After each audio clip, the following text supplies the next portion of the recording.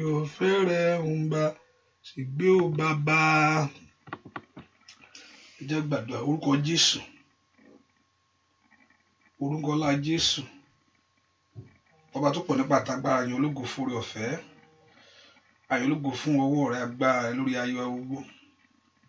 Bẹ́ẹ̀ fún tí ìwọ Ọlọ́run ń ṣe lọ́wọ́ báyìí, bẹ́ẹ̀ fún ààbò tó péye lórí ayé ẹnì kankan, bẹ́ẹ̀ fún agbára tó ti gbé wa ró, bẹ́ẹ̀ fọwọ́ àánú tá a rí gbàṣẹ́. Ẹni mọ Ísírẹ́lì lórúkọ Jésù Olúwa gbọ́ ọpẹ́. Ìwọ Ọlọ́run tó pọ̀ nípa àtàgbára, ìwọ tó pọ̀ nípa àtàgbára gbé ọ̀gá, ìwọ lórí gbogbo ògo. Ọlọ́run wa á yìn ọ́ fún iṣẹ́ rẹ, fún ibi tó bá iṣẹ́ rẹ dé àti ibi tí ìwọ Ọlọ́run bá iṣẹ́ rẹ lọ lórí ayé wa. Ẹni mọ Ísírẹ́lì lórúkọ Jésù Olúwa gbọ́ ọpẹ́. Kábíyèsí ìwọ la tọ̀ wá o, ìwọ la gbóhùn wa sókè sí. Kábíyèsí ìwọ la tọ̀ wá o, ìwọ la wojú rẹ̀ fún àánú lọ́wọ́lọ́wọ́. Kábíyèsí ìwọ la tọ̀ wá o, fún àṣeyọrí ní àṣálẹ́ yìí, ó wá gbá láti ń tọ́ ayé ẹni ṣe. Kábíyèsí ìwọ la tọ̀ wá, a fẹ́ kó gbóhùn ẹkún wa, a fẹ́ kó lànà bí tí ò sí ọ̀nà, a fẹ́ kó mú un rè jáde, a fẹ́ kó ṣe ohun tuntun gẹ́gẹ́ bó ti sọ, èyí tí gbogbo ojú ó rí, èyí gbogbo tí ó gbọ́, èyí táwa náà ó sì fi yìn ọ́ lógo. Ẹni mọ Ísírẹ́lì lórúkọ Jésù Olúwa gbọ́ ọpẹ́ wa. Lónìí Olúwa bẹ̀rẹ̀ iṣẹ́ rẹ̀, lónìí Olúwa bú jáde níbi ààyè ńlá, Olúwa bú jáde níbi ààyè ńlá, Olúwa bú jáde níbi ààyè ńlá, Olúwa bú jáde. Ọwọ́ agbára ńlá tí fún ayé ẹni láṣeyọrí, Olúwa nà á. Ọwọ́ tí ń gbé ogun mì, Olúwa nà á. Ẹ̀mí mímọ́ ìwọ ló mọ àwọn tó ń ṣẹlẹ̀, ẹ̀mí mímọ́ ìmọ̀ ìwọ ló tó ń ṣẹlẹ̀, ẹ̀mí mímọ́ ìwọ ló mọ ohun tó ń ṣẹlẹ̀ lọ́wọ́, ẹ̀mí mímọ́ ìwọ ló ń ṣiṣẹ́ rẹ̀. Lórúkọ Jésù Olúwa parí iṣẹ́ rẹ̀ lónìí nínú ayé ẹnì kankan. Olúwa ṣe ìyanu. Bàbá náwó agbára jáde o, ìwọ la fẹ́ rí o. Oníṣẹ́ náwó agbára jáde, ìwọ la fẹ́ gbóhùn rẹ̀ sẹ́. Olúwa fọ́ wọn agbára jáde, Olúwa fọ́ wọn agbára jáde. Ẹ̀mí mímọ́ ìwọ ló níṣẹ́, ó yá ṣiṣẹ́ agbára lónìí. Ẹ̀mí mímọ́ sọra rẹ di mímọ́, ẹ̀mí mímọ́ ó yá sọra rẹ di mímọ́, ẹ̀mí Ọlọ́run sọra rẹ di mímọ́ nínú ayé ẹnì kankan. Ẹ̀mí mímọ́ ó yá sọra rẹ di mímọ́. Járe ọ bàbá, járe Ọlọ́run alààyè, járe Ọlọ́run alààyè, járe Ọlọ́run alààyè, járe Ọlọ́run alààyè. Lórúkọ Jésù járe ọ, járe ọ. Ṣe ìyanu ńlá, ṣe ìyanu ńlá. Mọ́jòjó tì wá, a ó sì gbé ọ̀gá láì lórúkọ Jésù Kristi Olúwa àti olùgbàlà wa. Àmín.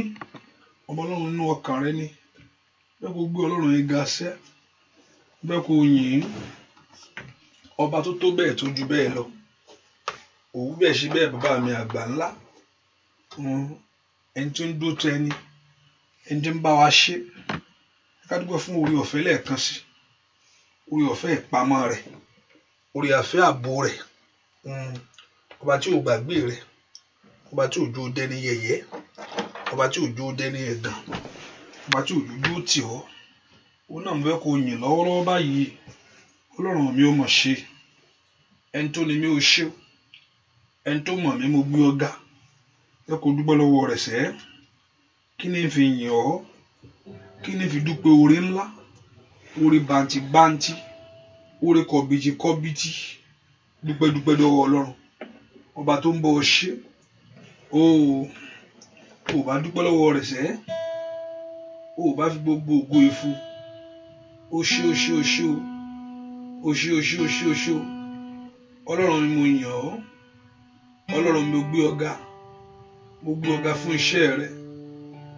Ọlọ́run ó máa ṣe o, Ọlọ́run ó máa ṣe o. Dúpẹ́ lọ́wọ́ Ọlọ́run ó ṣe o. Èmi ó yìn ọ́, èmi ó yìn ọ́. Ó ṣé béèrè pé lóhun gbogbo ká máa dúpẹ́. Ó ní èyí ni ìfẹ́ Ọlọ́run fún ayé wa. Fẹ́ kó dúpẹ́ oore Ọlọ́run yìí, oore tó ṣe fún ọ, oore tó ṣe lórí ọmọ rẹ gbogbo, oore tó ṣe nínú ilé rẹ, oore tó ṣe lórí ayé rẹ, ọba tí ò gbàgbé rẹ, ọba tó dúró tì ọ́, ìyẹn wo ọba tí òjò jẹ́ ní yẹ̀yẹ́. Kí ni fi dúpẹ́ lọ́wọ́ rẹ? O bá fọpẹ́ fún. Ẹ fi ọpẹ́ fún Olúwa àwọn Olúwa, nítorí àánú rẹ̀ dúró láéláé. Ẹ fi ọpẹ́ fún Olúwa àwọn Olúwa, nítorí àánú rẹ̀ dúró láéláé. Ẹ fi ọpẹ́ fún Olúwa àwọn Olúwa, nítorí àánú rẹ̀ dúró láéláé. Ẹ fi ọpẹ́ fún Olúwa àwọn Olúwa, nítorí àánú rẹ̀ dúró láéláé. Ẹ fi ọpẹ́ fún Olúwa àwọn Olúwa, nítorí àánú rẹ̀ dúró láéláé. Ẹ fi ọpẹ́ fún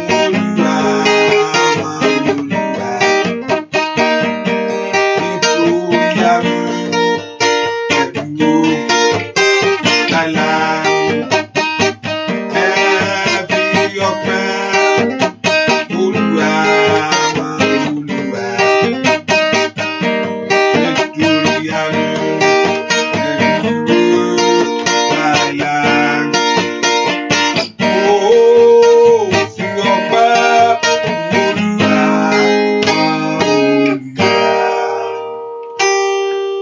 Nítorí àánú rẹ̀ dúró láéláé. Ó bá dúpẹ́ lọ́wọ́ Ọlọ́run yìí. Ọlọ́run mi ò mọ̀ ṣe. Ọlọ́run mi ò mọ̀ ṣe. Dúpẹ́. Ó bá dúpẹ́ lọ́wọ́ ẹni tó ní ọ, ẹni tó dán ọ ṣiṣẹ́. Bàbá ẹ ṣé o, ọba ìgbàlà o. Bàbá ẹ ṣé o, ọba ìgbàlà, ọwọ́ rẹ dá.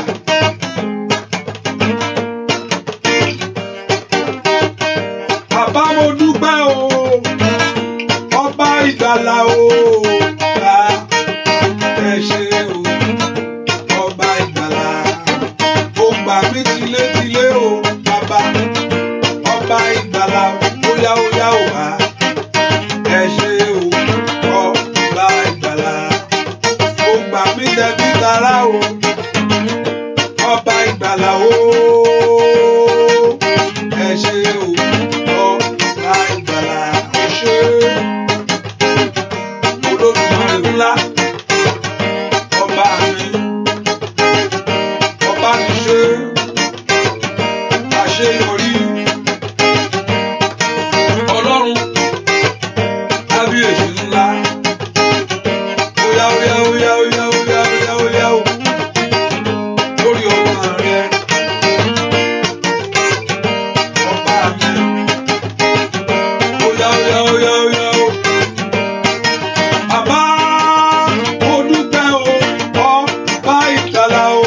Bàbá ẹ ṣé o, ọba ìgbàlà, óyá dúpẹ́, ọpẹ́ nìkan rè. Óyá, ọpẹ́ nìkan rè sá. Óyá fọpẹ́ fún.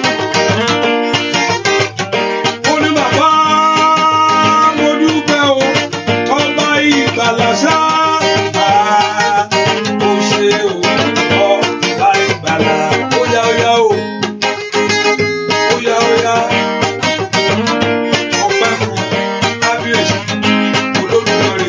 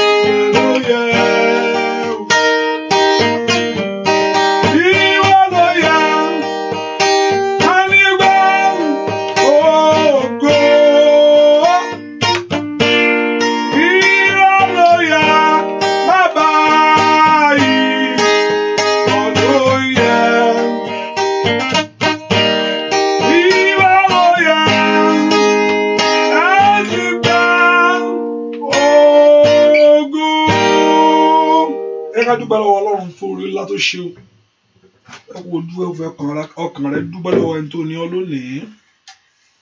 Ẹ kò dúpẹ́ lọ́wọ́ Ọlọ́run yìí. Ọlọ́run mi ò mọ̀ ṣe. Ọba tó ṣe yìí lórí ayé mi. Ọba tó ṣe yìí lórí ayé ọmọ rẹ. Dúpẹ́ lọ́wọ́ Ọlọ́run yìí. Ẹni ńlá tó ń ṣohun ńlá. Dúpẹ́. Kábíyèsí ò mọ̀ ṣe. Ọba ńlá tí ò gbàgbé àwọn tiẹ̀. Ọba ńlá tí ò gbàgbé àwọn tiẹ̀. Dúpẹ́ lọ́wọ́ Ọlọ́run yìí. Ò bá gbé Ọlọ́run yìí gaṣẹ́. Ò bá dúpẹ́ lọ́wọ́ tó lágbára yìí. Olúwa mà ṣeun. Olúwa mà ṣeun.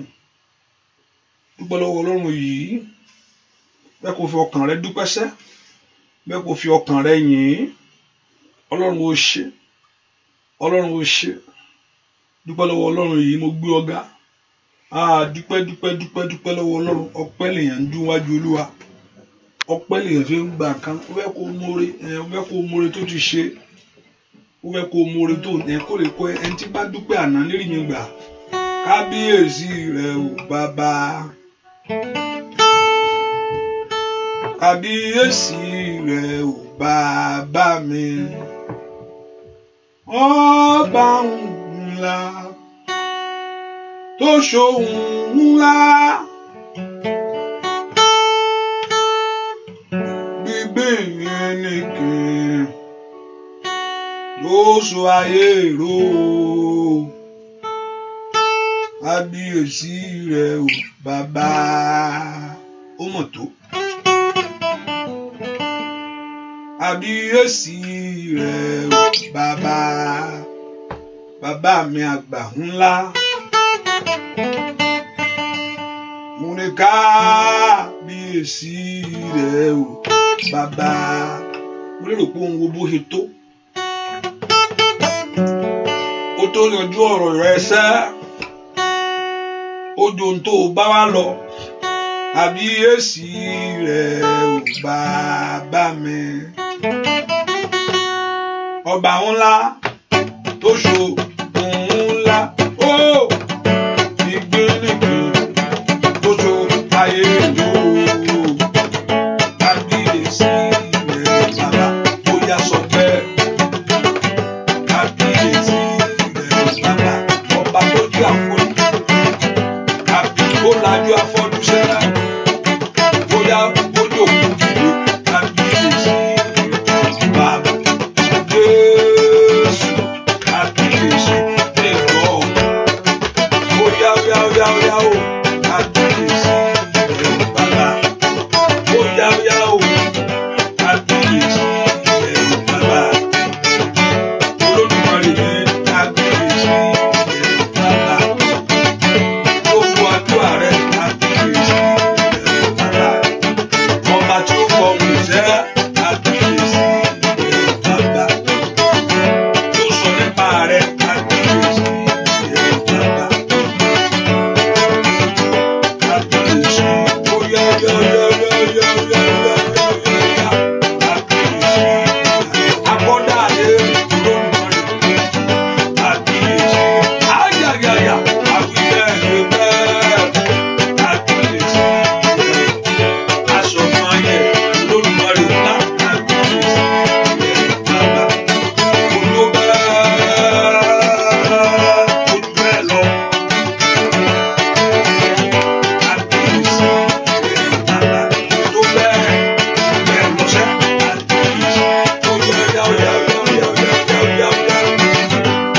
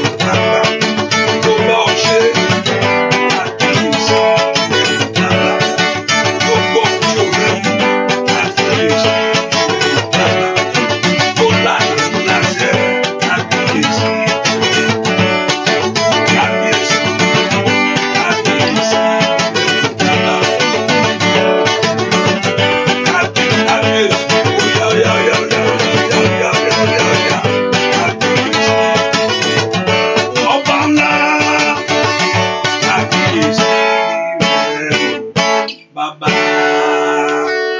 Jésù gbogbo ẹ̀ṣẹ̀ mi gbogbo ẹni mo ní Ísírẹ́lì dáríjì mí Olúwa dáríjì mí Olúwa fẹ̀jẹ̀ rẹ̀ wẹ̀ ẹ̀ṣẹ̀ mi bá ń pa olùfisùn lẹ́nu mọ́ lórí ọ̀rọ̀ mi jẹ́ kí olùfisùn dákẹ́ gbogbo ohun tó ń fẹjọ́ mi sùn gbogbo ohun tó ń fẹjọ́ rẹ̀ sùn yẹn pé ẹ má dá lóhùn o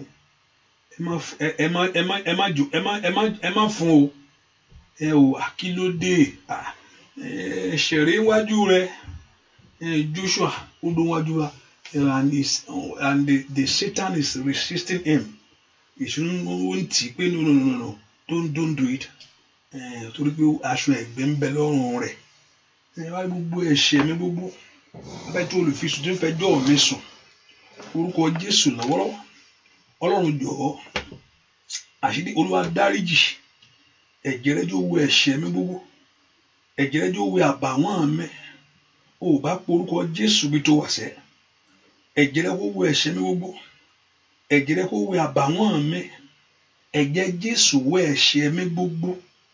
Olúwa wò àbàwọ́n mi láàárọ̀ yìí, ní àṣálẹ́ yìí, ẹ̀jẹ̀ Jésù wẹ̀ mí. Ó yá sọ fún Jésù lọ́wọ́. Màtáyà àbóso tó lè kàkàbà. Ọlọ́run dárí ẹ̀ṣẹ̀ mi jì mí. Ó yá fún mi lágbára láti borí ẹ̀ṣẹ̀. Ó yá béèrè fún agbára yẹn. Ó yá yàǹda agbára lé mi lọ́wọ́ láti borí ẹran ara. Borúkọ Jésù dáadáa. Kí agbára Ọlọ́run kó bà lé ọ láti borí ẹ̀ṣẹ̀ sẹ́, láti borí ẹran ara. Borúkọ Jésù. Màkálí àbáwò sàtúndà yàdé. Ó yá gbàdúrà ẹ̀jẹ̀ Jésù. Olúwa dẹ̀jẹ̀ lé mi lórí. Olúwa dẹ̀jẹ̀ lé mi lórí. Olúwa dẹ̀jẹ̀ lé mi lórí. Olúwa dẹ̀jẹ̀ lé mi lórí. Olúwa dẹ̀jẹ̀ lé mi lórí. Ẹ̀jẹ̀ Jésù. Ó yá wẹ̀ ayé mi láwẹ̀ mọ́. Ẹ̀jẹ̀ Jésù. Ó yá wẹ̀ ọkàn mi láwẹ̀ mọ́. Ó yá mo tọ̀ wá. Màsáńdàlábà kó ń talabó. Ó yá mo wá síbi àgbélébùú. Ibi tí ẹ̀jẹ̀ rẹ ti ń ṣàn fún ayé mi. Mo wá síbi àgbélébùú. Ibi tó ti kú fún ayé mi lẹ́yìn àṣálẹ́ yìí. Olúwa dẹ̀jẹ̀ ńlá rẹ lé mi lórí. Ẹ̀jẹ̀ Jésù yí mi tọmọtọmọ o. Yí mi ká tọmọtọmọ. Yí mi ká tilétilé. Yí mi ká tẹbí tará. Gbọ́ àdúrà lórúkọ Jésù Kristi.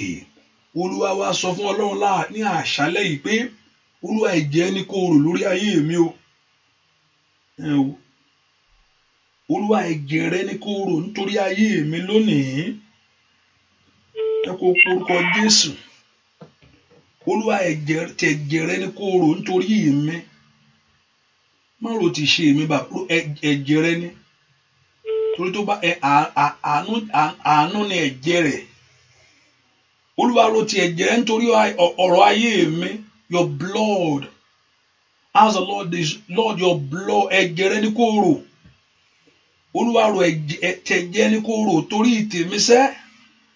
Kí ọwọ́ mi lè bá ohun rere láyé. Kí ọwọ́ rẹ lè bá ohun rere láyé. Kó Olúwa kó ro ti ẹ̀jẹ̀ rẹ̀. Kí ọwọ́ àánú ńlá lè kan ayé rẹ ní. Olúwa ro ti ẹ̀jẹ̀ rẹ. Masai abundo le kaprada yìí. Olúwa ro ti ẹ̀jẹ̀ rẹ. Ẹ̀jẹ̀ ń kó rò nítorí mi.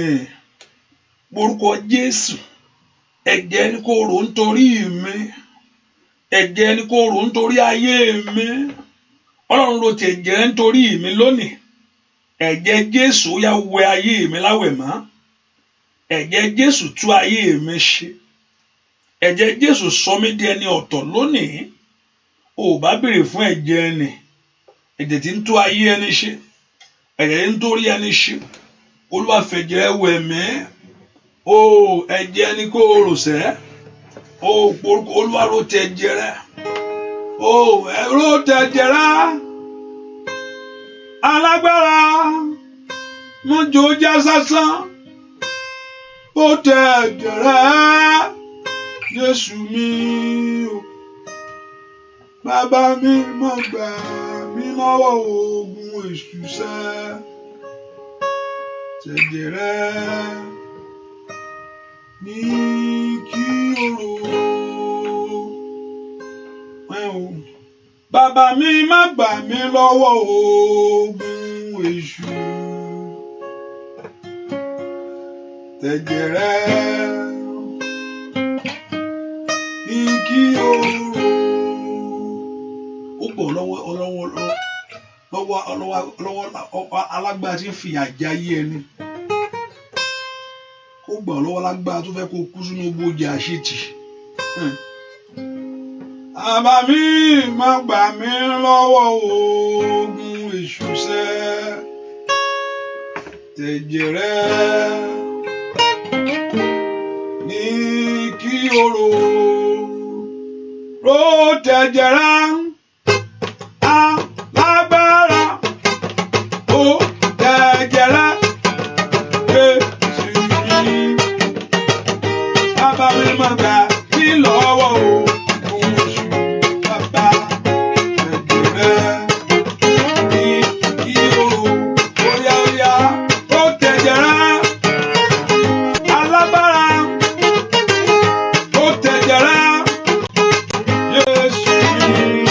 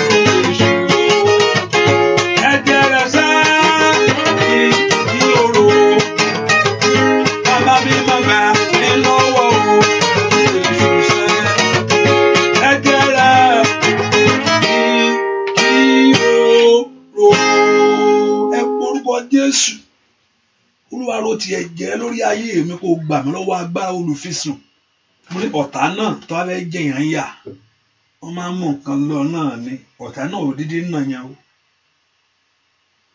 o lè má kan kékeré yẹn sí ọmọ kan kọjá kò kí mi mà ní wo kò kà sí mi mà mọ̀ pé dó bẹ́ẹ̀ mi mọ̀ pé wà ń bẹ̀ yẹn rògbò lè fojú tẹ́ mi mọ́lẹ̀ láì kí mi ó kọjá kò kí mi ni mo béèrè nǹkan lọ́wọ́ ẹ̀ ni kò fún mi ọ̀tá náà olùwọ́n náà fi bẹ̀rẹ̀ olùfisùn olùfisùn nu ọ̀tá náà ò ní dé náà yan wọ́n máa ń ní nǹkan náà ni àmọ́ mẹ́ẹ̀ ló ṣẹ̀ mí olùfisùn nu màmá rẹ̀ ló ṣẹ̀ mí ó ní kí n gbáǹgì bẹ́ẹ̀ ni àjọ ọkọ̀ ó drive kọjá ó wa mọ́tò kọjá lẹ́gbẹ̀ẹ́ mi kò tiẹ̀ sọ pé òun á gbé mi ó rò pé èmi náà ò lè ní tèmi Olúwa gbà mí lọ́wọ́ olùfisùn ó lọ ló èbó ni là ń pè lóde nǹkan bẹ̀ ó ń fojú mọ́ fóònù kò sì mọ̀ pé ni kò dá wa lóhùn ìgbéraga dé ẹ pọ́rúkọ Jésù Olúwa gbà mí lọ́wọ́ olùfisùn ẹni fẹjọ́ mi sùn Ọlọ́run kò gbọ́ lọ́wọ́ olùfisùn Olúwa ló tẹ̀ jẹ́ nítorí tèmi lónìí mo fẹ́ bọ́ lọ́wọ́ àṣetì yìí mo fẹ́ bọ́ lọ́wọ́ àmúbọ̀ yìí mẹ́kò gba ayé mi lọ́wọ́ olùfisùn mẹ́kò gba ayé ọmọ mi lọ́wọ́ olùfisùn mẹ́kò gbà mí lọ́wọ́ olùfisùn inú ìdílé yẹn ló ti jáde yàbá sáńdò robo kàtàyàbá lánàá kó ẹjẹ gbàdúrà Ọlọ́run gbà mí lọ́wọ́ olùfisùn sẹ́ Olúwa gba ayé mi lọ́wọ́ olùfisùn Olúwa gba iṣẹ́ mi lọ́wọ́ olùfisùn. Lift your voice and pray. Ask God to deliver you from the hand of the accuser.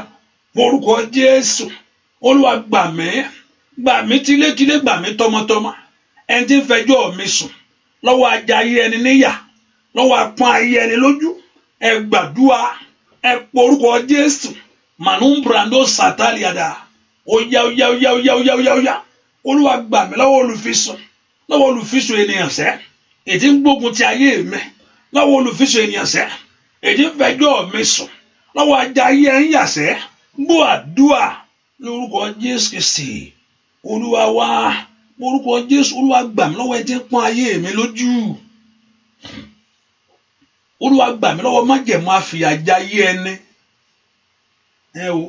Olúwa gbà mí lọ́wọ́ agbára tí ń pọ́n mi lójú Olúwa gbà mí lọ́wọ́ májẹ̀mú àfìyàjayé ẹni Ọlọ́run kò gbọ́ lọ́wọ́ ẹni tí ń pọ́n ayé ọmọ rẹ lójú lọ́wọ́ agbára tí ń dààmú rẹ sẹ́ lọ́wọ́ àfìyàjayé ẹni ẹ porúkọ Jésù bí tẹ wà sẹ́ Ọlọ́run gbà mí Olúwa gbà mí ọwọ́ àti ń pọ́n ayé ẹni lójú Olúwa gbà mí lọ́wọ́ májẹ̀mú àfìyàjayé ẹni ó dẹ̀ kó gbà mí tọmọtọmọ ó dẹ̀ kó gbà mí tilétilé ó dẹ̀ kí ọwọ́ kó gbà mí kó ṣàánú fún mi lọ́wọ́ májẹ̀mú apọ́n ayé ẹni lójú lọ́wọ́ àfìyàjayé ẹni ẹ̀yin ogun ọ̀run ẹ gbà mí ó yẹ tú ayé mi sílẹ̀ ẹ tú ayé ọmọ mi lẹ̀ ẹ tú ìrìn àjò mi lẹ̀ ẹ tú mi lẹ̀ sẹ́ ẹ tú ayé mi sẹ́ ẹ tú mi lẹ̀ bàbá masombrado kapa óyá ní orúkọ Jésù lọ́wọ́ májẹ̀mú àfìyàjayé ẹni ní orúkọ Jésù lọ́wọ́ májẹ̀mú àfìyàjayé ẹni ẹ gbàdúrà níbo ló wà ó yá porúkọ Jésù lọ́wọ́ májẹ̀mú àfìyàjayé ẹni ẹ gbàdúrà ní orúkọ Jésù Olúwa tú mi sílẹ̀ lọ́wọ́ májẹ̀mú tó dó ti ayé mi sẹ́ lọ́wọ́ àfìyàjayé ẹni lọ́wọ́ agbára tí ò fẹ́ kó ń rọrùn lọ́wọ́ agbára tí ò fẹ́ kó róhun péré mú. Lift your voice and pray. The Lord should deliver you from that battle tonight. The Lord should deliver you from that struggle tonight. Olúwa tú mi sílẹ̀ lọ́wọ́ májẹ̀mú àfìyàjayé ẹni borúkọ Jésù óyá ẹ gbà mí borúkọ Jésù ẹ tú mi sílẹ̀ masonde yabakata masondo brada kapa borúkọ Jésù ní orúkọ Jésù óyá ẹ gbà mí ṣá lọ́wọ́ májẹ̀mú ní orúkọ Jésù rí pàtólì kelebo àní gbàdúrà ó yá ní orúkọ Jésù ẹ gbà mí lọ́wọ́ májẹ̀mú àfìyàjẹ ayé ẹni lọ́wọ́ apọ́n ayé ẹni lójú lọ́wọ́ ajá ayé ẹni yà orúkọ Jésù k'Olúwa kó gbọ́ Olúwa gbà mí Olúwa gbà mí Olúwa gbà mí Olúwa gbà mí Olúwa gbà mí Olúwa gbà mí Olúwa gbà mí Olúwa gbà mí orúkọ Jésù Olúwa gbà mí Olúwa gbà mí gbọ́ àdúrà lórúkọ Jésù Kristi Olúwa wa ẹ orúkọ Jésù ìwọ ni mo gbẹ́kẹ̀lé Ọlọ́run ìwọ ni mo fi ìrìn àjò Olúwa dìde nítorí ọ̀rọ̀ ayé mi Olúwa dìde nítorí ọ̀rọ̀ tọ́lọ̀ ò bá dìde ta ló wá fẹ́ dìde fún yàn ìjà rẹ gẹ́gẹ́ ò lè jà ìwọ gẹ́gẹ́ mọ̀ pé ìjà rẹ ò lè jàjà rẹ níbo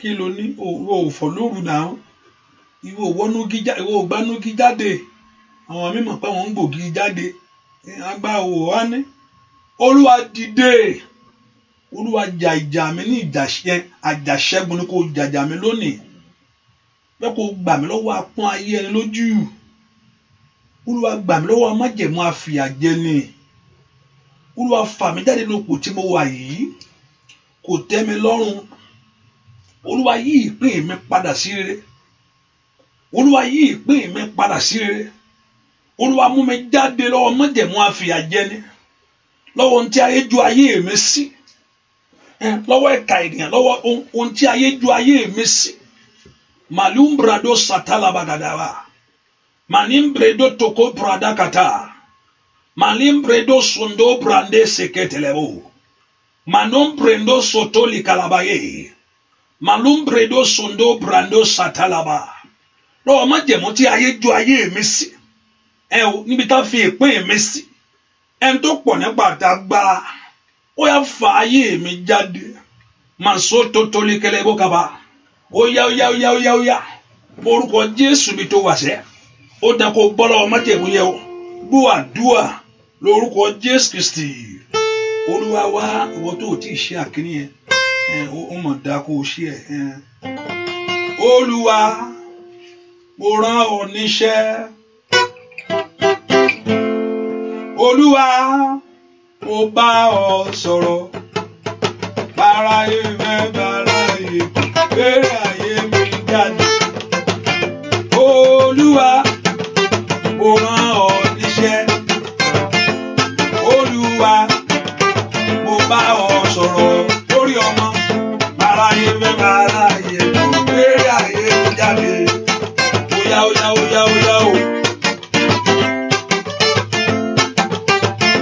Óyá lórúkọ Jésù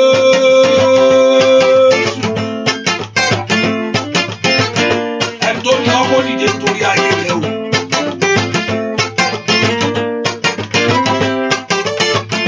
ẹni tó ní ọkọ dìde torí ọmọ rẹ sẹ olùdíje ni kò gbọ́ níjà olùdíje ni kò gbé ayé rẹ níjà sẹ.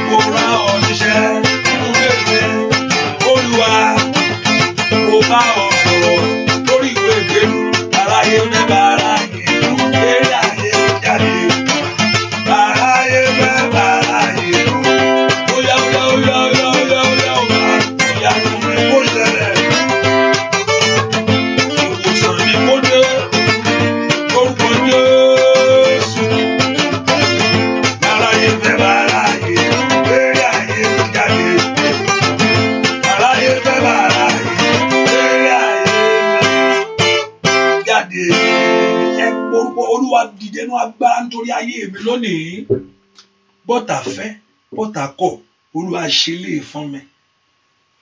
Olúwa jẹ́ lè bọ́ sí fún mi láyé.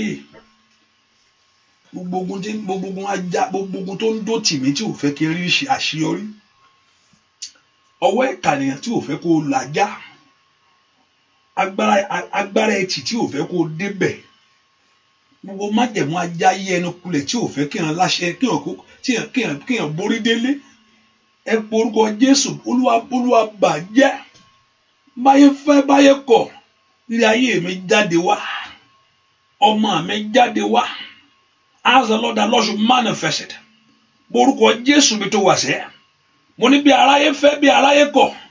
Ó dá kí ilé ayé mi jáde wá o. Ó dá kí ọwọ́ àṣeyọrí kó kàn mí. Ó dá kí ní àṣeyọrí oore sẹ́. Wọ́n lọ́run bẹ́ẹ̀ kó lanu kó gbàdúrà ni. Mo ní bí ọ̀tá fẹ́. Mo ní bí ọ̀tá kọ̀. Ó yá dìde fún ìrànlọ́wọ́ ayé mi. Ó dá kí n lu àlùyọ ńlá. Ó dá kí n débẹ̀. Ẹ pe orúkọ Jésù. Ó yá.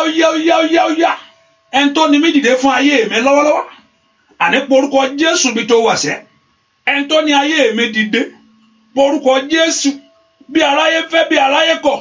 Ó dá kí ire ayé mi jáde wá. Ó dá kí ire ayé àwọn ọmọ mi jáde. Ó dá kí àwọn ọmọ mi kó lu àlùyọ. Ó dá kí àwọn ọmọ mi kó lóhun gbàráyé. Ẹ pe orúkọ Jésù. Ó yá ń bolo wà. Màsóńdìrà hàndẹ̀rẹ̀ àkàtáyà. Bí aráyé fẹ́ fi aráyé kọ̀. Olúwa gbé ire ayé mi jáde. Olúwa gbé jáde. Olúwa gbé jáde. Olúwa gbé jáde. Olúwa gbé jáde. Olúwa gbé jáde. Olúwa gbé jáde. Àwọn ńlá ni kò gbàdúrà. Olúwa gbé jáde. Gbọ́ àdúrà lórúkọ Jésù Kristi. Olúwa wá. Má tara rẹ̀. Ọ̀pọ̀lọpọ̀ àní family wa wọ́n wà educated. Gbogbo wọn kàwé. Àpé omi ìrẹ́lẹ̀ tó lè gbé nǹkan jẹ́nu wọn. Wọ́n ń tàn ọ́ ni. Pé àwọn parent mi educated person ni wọ́n kàwé gan. Wọ́n lè ní nǹkan kan mi rò bẹ́ẹ̀ pé nǹkan kan lè wọ́n ń tàn. Ìlú òyìnbó mo wà yìí mi rò pé nǹkan bẹ́ẹ̀ ń ṣẹlẹ̀ ńbẹ̀. Mo ní àti pásítọ̀ kan sọ̀rọ̀ ọjọ́ kan èyìnbó ni. Mo ní bí yìí. Ó ní no. Ó lóun bìlì pé Áfíríkà ní kí ni ẹ ti wà. Mo bú ẹ̀rìn. Mo ní bíbélì ẹ̀ka tá à ń kà. Mo ní gbogbo ìhámọ́ Ọlọ́run wọ̀ ni. Ó wà kò síbi tí ò sí. Má jẹ́ ń tàn ẹ́ o. Pé fámìlì rẹ wọ́n kàwé. Kò sí nǹkan kan kò sẹ́ni tó mi rò pé láàárín àwọn ọ̀rẹ́ mi gan. Pé nǹkan kan lè wà ńbẹ̀. Wọ́n ń tọ̀. Mi ní kó máa suspect everybody o. Àbí wọ ni. Hallelujah. Torí ọ̀pọ̀lọpọ̀ bẹ̀ sí wò báyìí. Àkú lè sọ. Lórúkọ Jésù. Ọlọ́run kó gbọ́ lọ́wọ́ ogun. Olúwa gbà mí. Bí ta gbére ayé mi sí bá ń wá. Ìwọ ọ̀run mi sílẹ̀ fún rere. Ogun tí yí mi ká, ogun tó dó tì mí. Olúwa ṣẹ́ ogun tó dó ti ayé mi.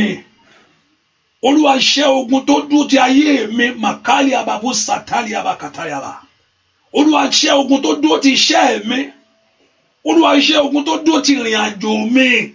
Tó délu tó yàn délu tí gbogbo yàn ń kọjá olúwẹ̀. Olúwa ṣẹ́ ogun tó dó ti ọ̀nà mi. Màtàlì àbàkà fúradà kàpá. Olúwa àṣẹwọlẹ̀ ní kó bá ń ṣe. Ogun tó dó tì mí. Ogun tó dó ti ayé mi sẹ́. Ìwọ mọ̀.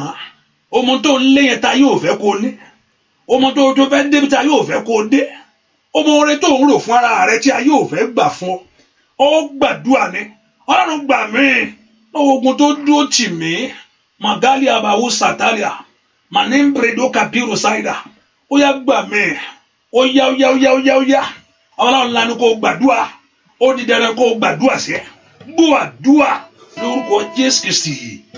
Olúwa wá iná wá ò wájó wọn run.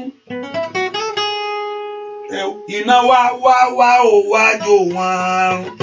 Ogun tí mo jà tí kò ṣẹ. Iná wá ò wájó wọn. Ó yá o. Iná wá wájó wọn.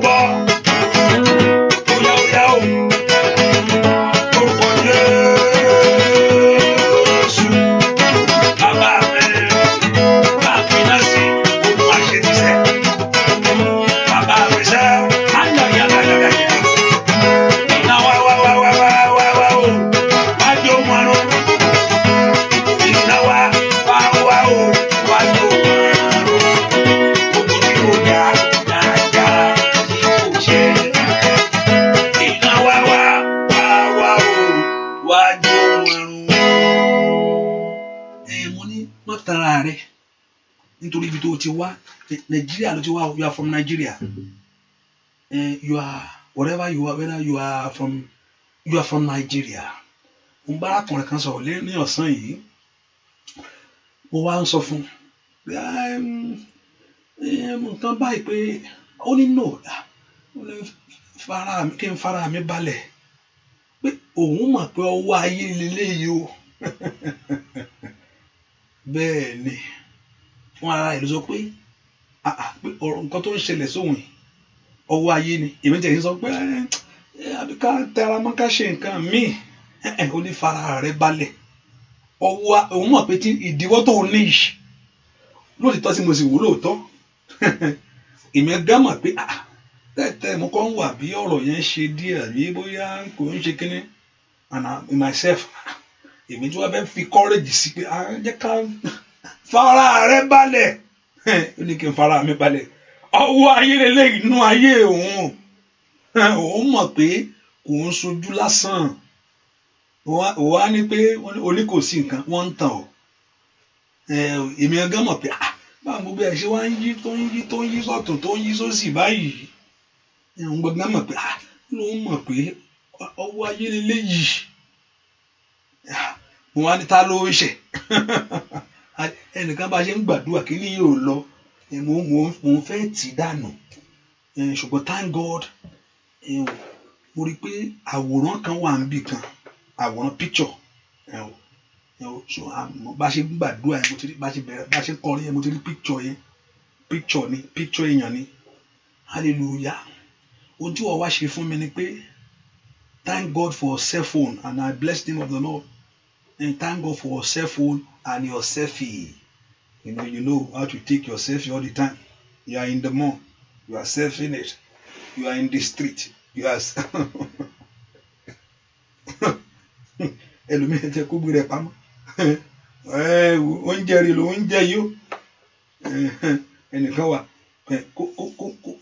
kó ń jẹ wọ́n ń gbéra ẹ̀ sórí oúnjẹ lòun ń jẹ yìí. Ọkọ̀ lòun wà yìí. Hallelujah. Ẹnjẹ kó gbé rẹ̀ pamọ́. Nǹkan mi dé. Báwo nìkan mi ò ṣe ní dé. Gbé ni pé àfọ ohun gbogbo fún gbogbo. Thank God for your selfie. Wà á tó wá take a selfie yẹn padà. Hallelujah. N bẹ kó mú àwòrán rẹ wá. Má sẹ́ndì ẹ̀ sí mi nídìí ẹ̀ o. N bẹ kó mú àánú àdúrà tá a máa gbà yìí. Mo ṣe ń wà mo fẹ́ jẹ́ kó lọ ṣùgbọ́n kò lọ. Mo ń try láti ignore ẹ̀ kò lọ. Àwòrán yẹn wà ń bẹ̀. Ohun tó wàá ṣe ni pé ní cellphone ẹ picture ẹ mo fẹ́ kó mú a máa gbàdúrà sí i. Ó tá bá fi àwòrán mi sí ta fi di ayé mi mọ́lẹ̀ Ọlọ́run bá ń tù wá wóra rẹ wá máa gbàdúrà sí i. Hallelujah. Tó bá sì jẹ́ òní fọ́tò òní tó bá ti lè rí àwòrán tó bá ti lè wóra rẹ nínú àdúrà kí mirror ló ní mirror yẹn bá ti ń gbàdúrà yẹn kò mí mirror yẹn tó bá ti lè ríra ẹ tó bá ṣàti lè ríra ẹ tó bá ti lè rí ara ẹ nínú mirror yẹn Olúwa já mo ń ignore ẹ mo ṣáà ń tì sẹ́yìn mo ń tì I'm trying to ignore it but it keep on coming. I'm trying to ignore it. Akílélé picture wẹlé hallelujah. So agbá Ọlọ́run wọn tá a fi gbàdúrà yẹn when I'm anytime coming back here or I will make a special prayer for it like maybe I don't know ẹ̀yẹ ká fi ẹsẹ̀ gbẹ̀ kan like àwòrán ẹ̀ náà ni picture ẹ̀ ni Olúwa tú mi sílẹ̀ mo ní ayé máa ń ṣiṣẹ́ kíṣẹ́ wọ́n ló mọ̀ ènìyàn Ọlọ́run á sì tú ẹ sílẹ̀ ènìyàn Ọlọ́run á tú ẹ sílẹ̀ mo ń gbọ́ àwọn orúkọ létí mi Olúwa yóò tú ọ sílẹ̀ Olúwa yóò tú ẹ sílẹ̀ gbogbo tá a bá fi ìdílé sí inú ipò tá a bá fi ìdílé sí tá a fi rán sí kó má láṣeyọrí k'Olúwa kó tú ọ sílẹ̀ k'Olúwa kó tú ọ sílẹ̀ Olúwa kó tú ọ sílẹ̀ Olúwa kó tú ọ sílẹ̀ ọ̀pọ̀lọpọ̀ ọmọ nǹkan kan mo ti rẹ̀ ń tó mú picture wa náà fún mi pé ìgbà picture ẹni ẹ bá ń gbàdúrà kó kú ìwọ sọ pé òun bẹ́ẹ̀ òye ẹni pé àpíṣọ ẹni tí mo ń sọ rè ẹ bá oníkẹ́ bá ń gbàdúrà sí kókó mo ní mi ń ṣerú ẹ̀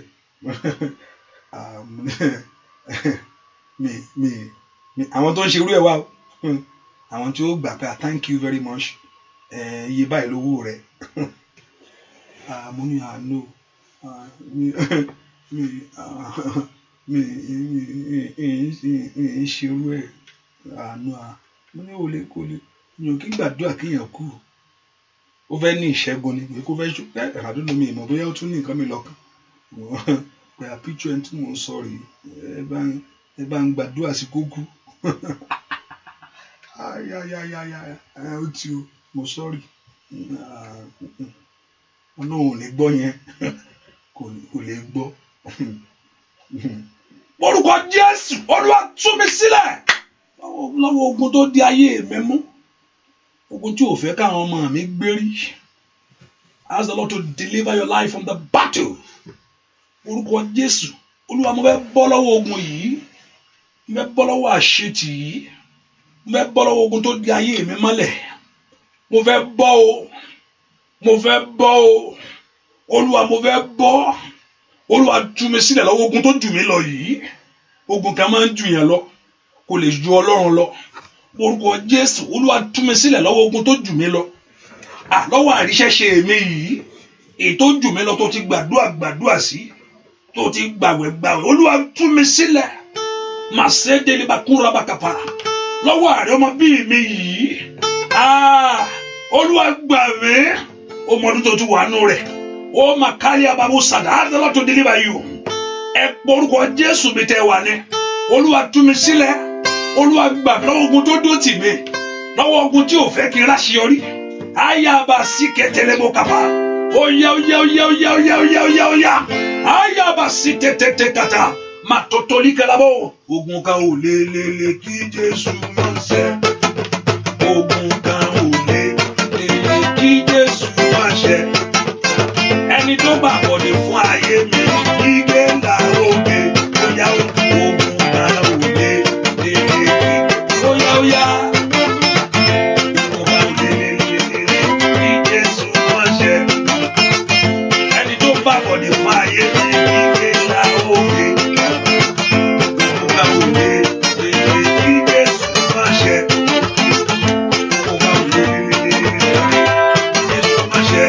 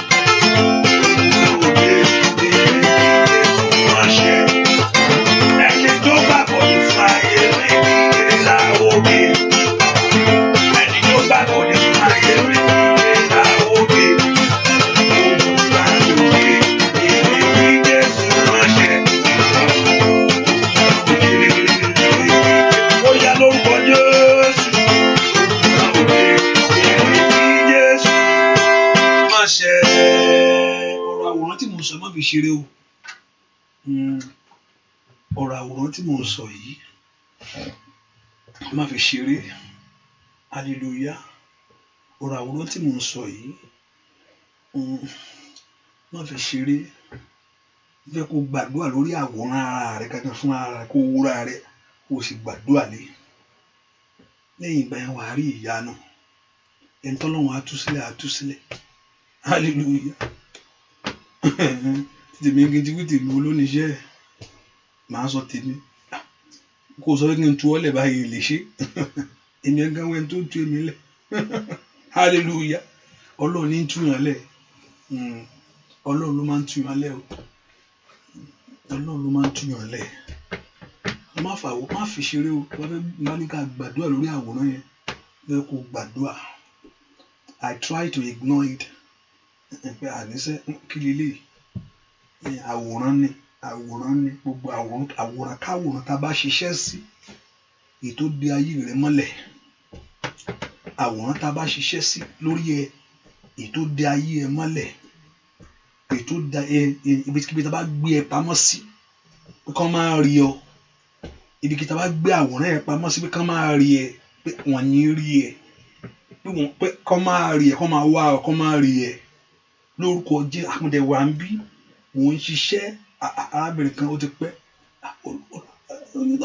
ó ní wọn tí ẹ rí mi, arábìnrin sí kan wá gbéyàn fáìn èmi gan mọ̀ pé èyí lè fáìn nǹkan sọ pé àwa tá a fáìn báyìí báyìí mo rí mo pè é bá mo sì rí òótọ́ ẹ fáìn lóòótọ́ hallelujah ṣùgbọ́n wọ́n rí wọ́n ti ẹ rí ẹ pọ́rúkọ Jésù Olúwa tú mi sílẹ̀ màkàyè báwòrì sídà kárí àdáwọ̀ ó yá tú ayé mi lẹ̀ bàbá ẹ kò tú àkọ́bí mi lẹ̀ ẹnìkan gbàdúrà ó ẹ kò tú àkọ́bí mi lẹ̀ ó Màsáídà Olúwa tú mi sílẹ̀ gbogbo agbára tó fi ayé mi rúgbó ní orúkọ Jésù gbogbo ipá tó fi ọ̀nà mi rúgbó ní orúkọ Jésù ẹ tú mi sílẹ̀ ẹ̀yin ogun ọ̀rọ̀ ẹ gbà mí lọ́wọ́ àṣetì yìí ẹ gbà mí lọ́wọ́ àmúbọ̀ yìí ẹ gbà mí lọ́wọ́ ogun jíjà ayé ẹni yà àyà bàbà ó ṣàtòlè àkàtà ẹ gbà mí lọ́wọ́ ìdààmú ayé mi ẹ gbà mí lọ́wọ́ àṣetì ẹ porúkọ Jésù gbúàdúà lórúkọ Jésù Kristi Olúwa wa àdúrà wọn ṣe fẹ́ kéèyàn níre nìkan ṣùgbọ́n ó sọ kéèyàn tó gbádùn re ni ọ̀pọ̀lọpọ̀ ló jìyà títí àwọn gbé nǹkan ní lọ́wọ́ tí ò lè gẹ́ mbẹ̀ bẹ́ẹ̀ ni dáadáa àdúrà is two way side wọ́n ti pé kó o gba nǹkan ọ̀pọ̀lọpọ̀ á gba nǹkan nìkan á jókòó tẹ́tẹ́rẹ́ ìgbádùn dé kí ló gùn kò ní gbàdúrà mọ́ kò ní lọ ṣọ́ọ̀ṣì mọ́ kò ní ṣe nǹkan kan mọ́ á bẹ̀ sí give excuse fọlọ́run kò ń ṣe kéèyàn gbàdúrà kó dá fẹ́ nìkan rìn kó o lè gbẹ́nu jẹ́ni tó ọ̀tá bá gbẹ́ lómìn lẹ́nu báyìí yóò bọ̀ lẹ́nu rẹ̀ bẹ́ẹ̀ ni yóò bọ̀ àti gbókèlè yóò nira ọ̀pọ̀lọpọ̀ ẹni tó wọ́n ti fẹ́ fún pé ọ̀la wọ́n ní kó wá bẹ̀rẹ̀ wọ́n ti ṣe arrangement ìfàsẹ̀ náà káfà ni wọ́n rí ẹ̀rírú ẹ̀rí ọ̀pọ̀lọpọ̀ ti débí tán gbogbo ẹ ti ṣe wọ́n jẹ́ ó gbádùn ẹ̀ àníṣe ẹ̀fílẹ̀ má wọ̀rí ẹ porúkọ Jésù Olúwa gbà mí lọ́wọ́ ìyà mi lónìí Olúwa gbà mí lọ́wọ́ ìdánilóró apọ́n ayé ẹni lójú Olúwa gbà mí lọ́wọ́ ìṣe òkùnkùn Olúwa gbà mí lọ́wọ́ májẹ̀mú àṣetì Olúwa gbà mí lọ́wọ́ ogun tó dó tì mí ọ̀pọ̀lọpọ̀ kò yé arápọ̀tì ẹni ẹni mo ní ẹni ẹni mọ̀ òun kankan fẹ́ náà ẹ pé ọ̀rọ̀ mi mo mọ̀ pé kò tiẹ̀ bá èmi tẹ̀ sọ pé jẹ́ ká ọ̀rọ̀ tòun yìí ayé ló wà ń bẹ ẹ porúkọ Jésù ó yẹ tú mi sílẹ̀ màkàlí àmbàsọ prada kàtàlábàgàbà ó yá tú mi lẹ̀ bàbá ó yẹ mo fẹ́ bọ́ lọ́wọ́ ogun àṣetì Olúwa mo fẹ́ bọ́ lọ́wọ́ èyí ẹ̀yin ogun ọ̀run ẹ̀dí ẹgbẹ̀ mi jà ẹ bá ń jàjà yìí láṣeyọrí ìjà ìníṣẹ́ mi yìí ìjà ìrọmọbí mi yìí ìjà ìrọkọ mi yìí ẹ porúkọ Jésù níbo ló wà sẹ́ porúkọ Jésù dáadáa Ọlọ́run jà fún mi Olúwa jà fún mi mo fẹ́ bọ́ lọ́wọ́ ogun yìí mo fẹ́ bọ́ lọ́wọ́ àdàmú yìí ní orúkọ Jésù mi ìgbúdọ̀ sunkún lórí ọmọ mi ìgbúdọ̀ dààmú lórí ọkọ mi ìgbúdọ̀ dààmú gbogbo agbára tó lóun fẹ́ dààmú mi gbogbo pátó fẹ́ pọ́n mi lójúṣẹ́ gbogbo agbára fìyà já ní ẹni ẹ gbàdúrà Olúwa gbà mí Olúwa gbà mí Olúwa gbà mí gbàdúrà lórúkọ Jésù Kristi Olúwa wa omi sàn wò mí sàn gbà mí là gbà mí là nítorí ìwòsàn ni mo ṣe wá o Olúwa orúkọ Jésù k'Olúwa kó gbọ́. jẹ́ ń gbélé gbọ́ o Jésù jẹ́ ń gbélé gbọ́. Jẹ́ ń gbélé gbọ́ o Jésù jẹ́ ń gbélé gbọ́. Àwọn tó kóra wọn jọ láti ṣe mí léṣe jẹ́ ń gbélé gbọ́. Wọ́n ti fọwọ́ ara wọn ṣera wọn jẹ́ ń gbélé gbọ́. Jẹ́ ń gbélé gbọ́ o Jésù jẹ́ ń gbélé gbọ́. Jẹ́ ń gbélé gbọ́ o Jésù jẹ́ ń gbélé gbọ́. Àwọn tó kóra wọn jọ èmi léṣe jẹ́ ń gbélé gbọ́. Wọ́n ti fọwọ́ ara wọn ṣera wọn jẹ́ ń gbélé gbọ́. Óyá óyá lórúkọ Jésù jẹ́ ń gbélé gbọ́ o Jésù jẹ́ ń gbélé gbọ́. Bàbá mi lórúkọ Jésù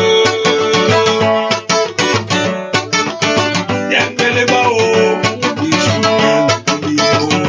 Àwọn tó kóra wọn jọ láti ṣe mí léṣe jẹ́ ń gbélé gbọ́. Wọ́n ti fọwọ́ ara wọn ṣera wọn jẹ́ ń gbélé gbọ́. Bàbá jẹ́ ń gbélé gbọ́. Wọ́n ti fọwọ́ ara wọn ṣera wọn jẹ́ ń gbélé gbọ́. Wọ́n ti kóra wọn jọ láti ṣe mí léṣe jẹ́ ń gbélé gbọ́.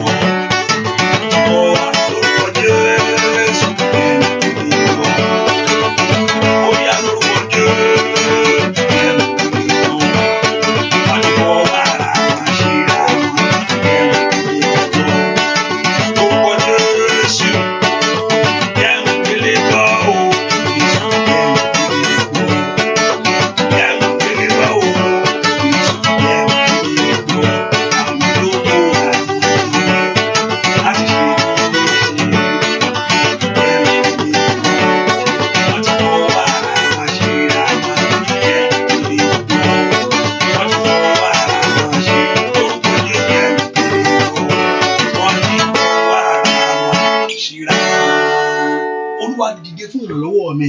Ẹnìkan gbàdúrà. Ọlọ́run gbà mí lọ́wọ́ májẹ̀mú tí ń tẹ̀lé mi ká. Lọ́wọ́ májẹ̀mú olóore jìnnà fún ayé mi. Olúwa gbà mí lọ́wọ́ májẹ̀mú tí ò fẹ́ kí ìrìn àjò mi rí ohun rere mú. Olúwa gbà mí lọ́wọ́ ìtìjú yìí tí ò fẹ́ kí ọmọ mi gbéjó láyé. Olúwa gbà mí. Mo ní tí ohun rere bá ti ń wòyàn tó bá ti ń le koko ó ti kọjá bẹ́ẹ̀. Ọ̀rọ̀ Ọlọ́run sọ pé I will grant you the desires of your heart. Tó o fẹ́ ṣe tí ayé ò fẹ́ gbà fún ọ. Olúwa gbà ẹnìkan gbàdúrà. Olúwa gbà mí lọ́wọ́ májẹ̀mú tí ń tẹ̀lé ayé mi ká. Mi bá dárúkọ ẹ báyìí. Mo ń worúkọ ẹ báyìí lójú mi báyìí. Olúwa gbà mí lọ́wọ́ májẹ̀mú tí ń tẹ̀lé ayé mi. Gbogbo yẹn sọ́dàdúà. Ọlọ́run gbà mí. Ọwọ́ májẹ̀mú ní ń tẹ̀lé mi ká. Ọwọ́ májẹ̀mú tó ń tẹ̀lé mi ká. Olúwa gbà mí. Olúwa gbà mí lọ́wọ́ ohun tí ayé fi ṣọ́ ayé mi. Ẹ filẹ̀ ẹ má jò ó ṣe o. Ẹ má jò ó rọ́pò ẹjọ́ o. Ẹ má jò ó ríwé ìgbélu yẹn gbà o. Ẹ má bá mi dọ̀nà rẹ̀ rú. Ẹ porúkọ Jésù. Olúwa gbà mí lọ́wọ́ abínú ẹni sẹ́. Lọ́wọ́ májẹ̀mú tó ń dó tì mí. Lọ́wọ́ májẹ̀mú tó ń jíire gbé. Lọ́wọ́ májẹ̀mú tó ń dojú rẹ̀ délẹ̀. Olúwa gbà mí. Ó yá mo fẹ́ bọ́ lọ́wọ́ ogun yìí. Mo ní tó fẹ́ bọ́. Olúwa èmi náà fẹ́ bọ́. Olúwa èmi náà fẹ́ bọ́. Olúwa gbà mí lọ́wọ́ ohun tó di ayé mi mọ́lẹ̀ ní orúkọ Jésù. Olúwa gbà mí lọ́wọ́ ohun tí ò jẹ́ kí ọ̀run mi ṣí sílẹ̀. Olúwa gbà mí lọ́wọ́ ohun tó ń dènà mi. Lọ́wọ́ ohun tí ò fẹ́ kí n pọ̀ sí. Lọ́wọ́ ohun tí ò fẹ́ kí n rí ìyanu sẹ́. Báwo la ni kò gbàdúrà? Ó yá pé orúkọ Jésù. Olúwa gba iṣẹ́ mi lónìí. Olúwa gba ìrìn àjò mi lónìí. Olúwa gba ayé àwọn ọmọ mi lónìí. Olúwa gba ìgbéyàwó mi lónìí. Ó yá pé orúkọ Jésù. Olúwa gbà mí lọ́wọ́ májẹ̀mú èyí tó di ayé mi mọ́lẹ̀. Olúwa gbà mí lónìí lọ́wọ́ ìkà ayé ẹni tí ń bínú ẹni. Gbọ́ àdúrà lórúkọ Jésù Kristi. Olúwa dẹ̀jẹ̀ lé mi lórí. Bá a mú ohun tí ayé ṣe sí mi lára kúrò. Olúwa dẹ̀jẹ̀ lé mi lórí. Bá a mú ohun tí ayé ṣe sí mi lára kúrò. Olúwa dẹ̀jẹ̀ lé mi lórí. Bá a mú ọwọ́ tí ayé gbélé iṣẹ́ mi. Mo ní the spirit control the physical. Tí ayé bá gbé ọwọ́ lé nǹkan á kàn rí pé pàbó ní gbogbo ẹ̀ ń bọ́ sí ni. Olúwa gbà mí. Olúwa mo ní tó o bá ṣoògùn kí ló ṣe? Tó o bá ti ṣoògùn ó dá kí ni wàá wá ṣe? Wọ́n á gbàgbé tó bá pàdúrà ní àgbà dáadáa ni. Ó bá pàdúrà àgbà dáadáa pẹ̀lú ìgbàgbọ́. Tó o bá ti ṣoògùn o lè máa sọ pé oògùn náà kò sí nǹkan tó bàdí bẹ́ẹ̀ tí n bá ṣàfẹ́ pọ̀ ọmọ nìkejì mi lára ẹ pé ájú ara mi ni wọ́n ń tàn ọ́ ájú ara rẹ̀ ń bò. Ọ̀pọ̀lọpọ̀ ní oògùn yẹn kòkó bàdí náà fún ara mi náà ni o mi fi ṣèkà.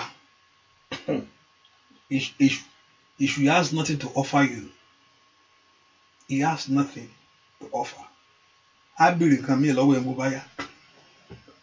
Ó lè sọ kó má lọ. Bóyá pé òkè ìwọ tó ló kó lọ yẹn o. Ìwọ náà wà mílè lẹ̀. Ẹ sọ fún mi. Ìwọ náà ò bèrè ni. Ò bèrè ni. Mo sọ́rí ìwọ náà ò bá bèrè ni pé wàá mú nǹkan mi lẹ̀ o.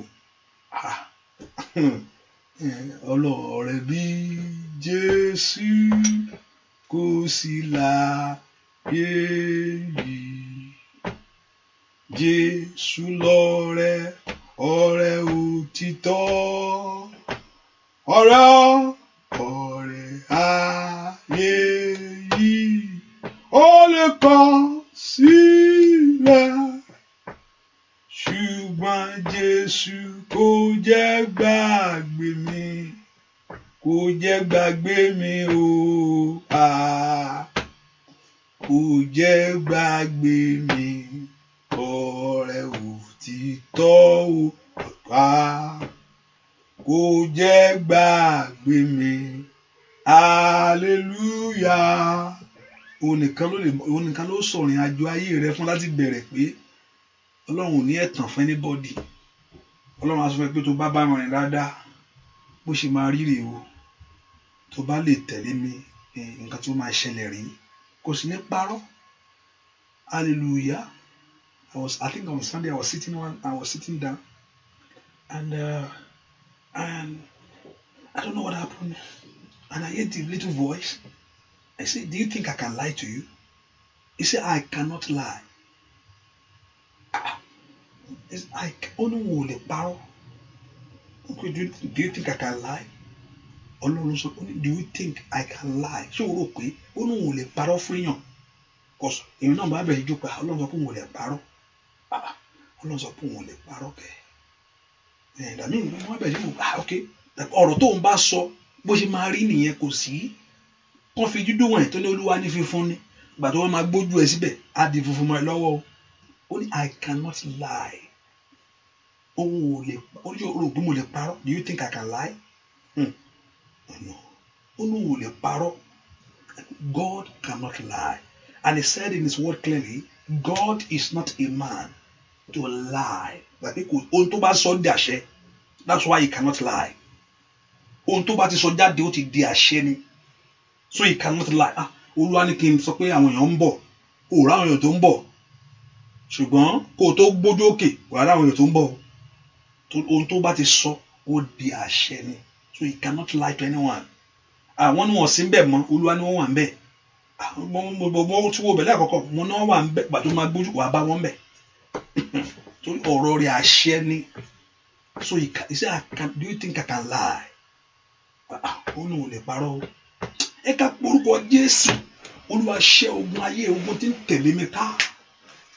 Olúwa ṣẹ́ ogun tó de iṣẹ́ mi mọ́lẹ̀. Olúwa ṣẹ́ ogun tó de ìrìn àjò mi mọ́lẹ̀. Olúwa ṣẹ́ ogun tí ò jẹ́ kí n rí aláàánú. Olúwa ṣẹ́ ogun tí ò jẹ́ wọ́n rí mi. Àdúrà tá a máa gbà nígbà tí a máa mú picture yẹn wá ní ètò picture yẹn lórí fóònù yẹn. Your selfie yẹn tó ń selfie ara rẹ̀ ìyẹn náà wàá gbàdúrà sí. Hallelujah. Ogun tí ò jẹ́ wọ́n rí mi. Ogun tí ò jẹ́ wọ́n rí iṣẹ́ rẹ̀. Ogun tí ò jẹ́ wọ́n rí ọ̀nà rẹ̀. Olúwa tú mi sílẹ̀. Mo fẹ́ gba ìtúsílẹ̀ lónìí. Mo fẹ́ bọ́ lọ́wọ́ ìrìn àjò yìí. Ó yá mo fẹ́ bọ́ lọ́wọ́ ogun tó dó tì mí. Ohun májẹ̀mú tó di ayé mi mọ́lẹ̀. Bẹ́ẹ̀ kó porúkọ Jésù. Mo fẹ́ bọ́ Ọlọ́run. Olúwa mo fẹ́ bọ́. Ọlọ́run mo fẹ́ bọ́ ilé ìṣú mi. Ask the Lord to deliver you. Ask the Lord to set you free. Ọlọ́run mo fẹ́ bọ́ tọmọtọmọ. Mo fẹ́ bọ́ tayátayá. Lọ́wọ́ ogun tó di ìrìn àjò ayé mi mọ́lẹ̀. Ó yá. Ẹ gbàdúrà orúkọ Jésù. Olúwa gbà mí. Olúwa mo fẹ́ bọ́ lọ́wọ́ àríṣẹ́ṣe yìí. Olúwa gbà mí lọ́wọ́ àrọ́nà àbáyọ yìí. Olúwa gbà mí. Mẹ́kọ̀ọ́ pọ̀ orúkọ Jésù. Ẹni tó pọ̀ ní pàtàgbà. Ó ní kó dáná kó gbà mí sẹ́. Lọ́wọ́ ogun tó dó tì mí yìí. Orúkọ Jésù. Olúwa gbà mí. Gbọ́ àdúrà lórúkọ Jésù Kristi. Olúwa wá. Ohun tí màá kọ́ encourage ni kó fi Olúwa ṣe ìgbẹ́kẹ̀lé rẹ. Total trust in him. Tọ́lú ní ọmọ ti fi Ọlọ́run ṣe ìgbẹ́kẹ̀lé Olúwa ẹ̀. Ojú kì yóò tì àwọn tó gbẹ́kẹ̀lé Olúwa ojú kì yóò tì wọ́n. Ìpè tí èèyàn bá gbẹ́kẹ̀lé èèyàn kì í ní plan A plan B pẹ̀lú Ọlọ́run. You can have a plan B and plan A with me. If you are dealing with me, you better have a plan A and plan B. But with God, there's no plan. You total surrender to God. There's no plan A, there's no plan B with God. Whether you give yourself to him totally, and that's it. And I know you ṣèyanu ayé ẹ. You ṣèyanu ayé rẹ. Oúnjẹ orúkọ Jésù jẹ́ jògùn lọ. Oúnjẹ orúkọ Jésù jẹ́ jògùn lọ. Olóúnjẹ orúkọ Jésù jẹ́ jògùn lọ. Oúnjẹ orúkọ Jésù jẹ́ jògùn lọ. Olóúnjẹ o.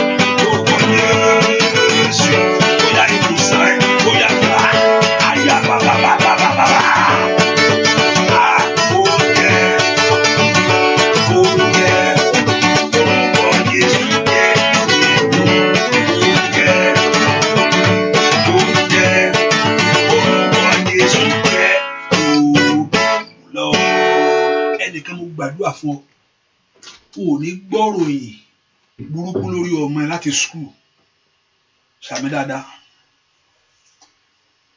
ẹnìkan mo gbàdúrà fún ọ o ò ní gbọ́rọ̀ yìí ìbànújẹ́ láti skul lórí ọmọ àwọn ọmọ ti wà lólódé àbí ǹgbẹ́ mo sọ pé o ò ní gbọ́ ìròyìn ìbànújẹ́ látòrí ọmọ rẹ láti skul aláàbò Góṣẹ́nì kó pa wọ́n mọ́ torí pé ìwọ gba Ọlọ́run gbọ́ o sì fi Ọlọ́run ṣe bí ìsádi ọmọ rẹ ò ní jí nkòtò yìí torí pé ìwọ gba Ọlọ́run gbọ́ because you believe God for it o ò ní gbọ́ ìròyìn ìbànújẹ́ láti school lórí ọmọ o ò ní gbọ́ o ò ní gbọ́ o ò ní gbọ́ gbogbo kòtò tí ọ̀tá bá gbé fún ọmọ rẹ ní school gbà ní sí àwọn ìyá bọ́ọ̀nù kìíní yìí o lórúkọ Jésù mo ní kí Ọlọ́run kó di mo ní Ọlọ́run ọ̀run kó di torí pé ìwọ gbàgbọ́ torí ìwọ gbẹ́kẹ̀lé Ọlọ́run yìí o ò ní gbọ́ bànújẹ́ o níka ìròyìn ìbànújẹ́ jìnnà sí ọ o ò ní gbọ́ asọ́nú àṣẹ Ọlọ́run lónìí asọ́nú májẹ̀mú Ọlọ́run alààyè àti ní orúkọ rẹ̀ sẹ́ gbogbo ìròyìn ìbànújẹ́ kó jìnnà torí pé o gbẹ́kẹ̀lé Ọlọ́run kó jìnnà torí pé o fi Jésù ṣe bí ìsádi mo ní kó jìnnà lórúkọ Jésù mo ní kó jìnnà mo ní kó jìnnà sí ilé ẹ mo ní kó jìnnà sí ayé ọmọ rẹ o ò ní sọkún lórí ọmọ o o ò ní sọkún lórí ọmọ o o ò ní bànújẹ́ lórí ọmọ o o ò ní sọkún lórí ọmọ o o ò ní bànújẹ́ lórí ọmọ o orúkọ Jésù parí abakáǹfẹ̀rẹ̀ ọ̀sáìdà ní kàtẹ́lẹ̀ bọ́ kápá àmájẹ̀mú yẹn lórúkọ èyí tí ọ̀tá ti pinnu rẹ̀ ó yá ó bàjẹ́ bẹ́ẹ̀ ni ó sì rí gbúàdúà lórúkọ Jésù Kristi Olúwa wa ẹ ká pọ orúkọ Jésù ire mi máa bọ̀ kánkán o Olúwa fún mi rí ayọ̀ mi sẹ́ Olúwa dá mi lóhùn ilẹ̀kùn àṣeyọrí mo kàn lónìí ó yá ṣí fún mi níbi àyè ńlá ilẹ̀kùn ìbùkún mo kàn lónìí ó yá ṣí fún mi níbi àyè ńlá ilẹ̀kùn ìrànlọ́wọ́ mo kàn lónìí Olúwa yóò ṣí fún mi níbi àyè ńlá bẹ́ẹ̀ kó porúkọ Jésù jẹ́ kí ilẹ̀kùn àṣeyọrí ṣí fún ọ níbi àyè ńlá o ní orúkọ Jésù kí eléyìí kó dìtànú ayé mi àríṣẹ́ṣe mi àrọ́mọbí yìí àìrọ́kọ yìí àríwò ìgbéni Olúwa sọ di ìtàn Olúwa sọ di ìtànú ayé mi Olúwa sọ di ohun ìgbàgbé Olúwa sọ di ìtàn Olúwa sọ di ohun ìgbàgbé àìrọ́kọ Olúwa sọ di ohun ìgbàgbé àìríṣẹ́ṣe Olúwa sọ di ohun ìgbàgbé àìnífọ̀kànbalẹ̀ àìlálàáfíà Olúwa sọ di ohun ìgbàgbé nínú ayé mi nínú ayé àwọn ọmọ mi ó yá níbo ló wà sẹ́ Olúwa sọ di ohun ìgbàgbé masaida manombrado satayi katayaba Olúwa sọ di ohun ìgbàgbé bàbá mi o yóò di ohun ìgbàgbé makobrado sakobrada Ọlọ́run ńlá ni kò gbàdúrà kó di ohun ìgbàgbé àìríṣẹ́ṣe kó di ohun ìgbàgbé àìrọ́mọbí kó di ohun ìgbàgbé ní orúkọ Jésù mo ní kó di ohun ìgbàgbé nínú ayé mi kó di ohun ìgbàgbé ní orúkọ Jésù mo ní kó di ohun ìgbàgbé nínú ayé ọmọ mi kó di ohun ìgbàgbé àìríṣẹ́ṣe kó di ohun ìgbàgbé àìrówóná kó di ohun ìgbàgbé ẹ gbàdúrà mo ní kó di ohun ìgbàgbé àní kó gbàdúrà sẹ́ mo ní kó di ohun ìgbàgbé Olúwa sọ di ohun ìgbàgbé nínú ayé mi sẹ́ Olúwa sọ di ohun ìgbàgbé nínú ayé àwọn ọmọ mi Olúwa sọ di ohun ìgbàgbé ní ìrìn àjò mi lórílẹ̀-èdè yìí àìníwò ìgbénu Olúwa sọ di ohun ìgbàgbé ní orúkọ Jésù Olúwa sọ di ohun ìgbàgbé Ọlọ́run gbàdúrà sẹ́ ó dẹ̀ kó bọ́ lọ́wọ́ yẹn ó dẹ̀ kó bọ́ lọ́wọ́ àṣetì ẹlẹ́dàá mi dìde gbúàdúà lórúkọ Jésù Kristi Olúwa wa máa ṣe orí ọ̀fẹ́ nísìnyí ayọ̀ mi kó tẹ̀ mí lọ́wọ́ ibi táyé gbé sí Olúwa gbé jáde ayọ̀ mi Olúwa jó tẹ̀ mí lọ́wọ́ ibi tí ayé bá gbé sí Olúwa lọ gbé jáde fún mi àṣeyọrí mi yóò tẹ̀ mí lọ́wọ́ ibi tí ayé bá dìrí mọ́ Olúwa bá ń gbé jáde ó dọ̀ kí ayọ̀ rẹ kó tẹ̀ lọ́wọ́ o ó dọ̀ kí inú rẹ dùn sẹ́ ayọ̀ mi yóò tẹ̀ mí lọ́wọ́ ibi tí ayé bá gbé sí Olúwa gbé jáde ibi tí ayé bá rí o àṣeyọrí mi mọ́ Olúwa gbé jáde Olúwa gbé jáde Olúwa gbé jáde Olúwa gbé jáde Olúwa gbé jáde ibi tí àṣeyọrí mi bá wà Olúwa bá ń wá jáde ibi tí ayọ̀ mi bá wà Olúwa bá ń wá jáde ibi tí a bá gbé àwòrán mi sí Olúwa lọ wú mi jáde ń bẹ ibi tí ayé ti gbé mi pamọ́ Oh Messiah, ẹni tí ayé gbé pamọ́ pé àwòrán rẹ̀ wọ́n ní rí ní orúkọ Jésù. Olúwa gbé wa jáde lọ́wọ́lọ́wọ́. Olúwa gbé iṣẹ́ wa jáde, gbé ayé wa jáde, gbé ayé ọmọ jáde, gbé ìrìn àjò wa jáde. Gbogbo agbára gbé ayé ẹni pamọ́. Messiah, the pure side. Gbogbo agbára tí ń gbé ògo pamọ́. Gbogbo agbára tí ń gbé ẹwà pamọ́.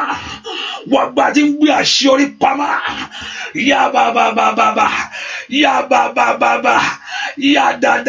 da. Mato prado talikata.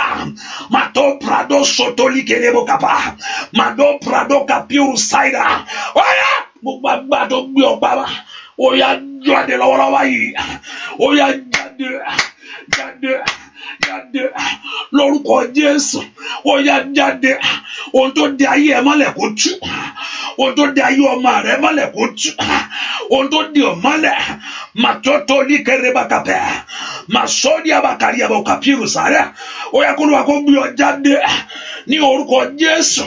Kó Olúwa kó gbé ọ jáde. Mo gbàdúrà fẹ́nìkan. Obì tó jẹ ó yá pọ̀. Mo ní obì tó jẹ yẹn mo ní kó pọ̀. Obì tó jẹ yẹn mo ní kó pọ̀. Obì tán fún ọ jẹ yẹn mo ní kó pọ̀. Ní orúkọ Jésù, obì tán fún ọ jẹ yẹn mo ní kó pọ̀. Mo ní obì tó jẹ yẹn kó pọ̀. Ẹnìkan tó ń gbógun tiẹ̀ tó ní pé ó dalẹ̀ òun.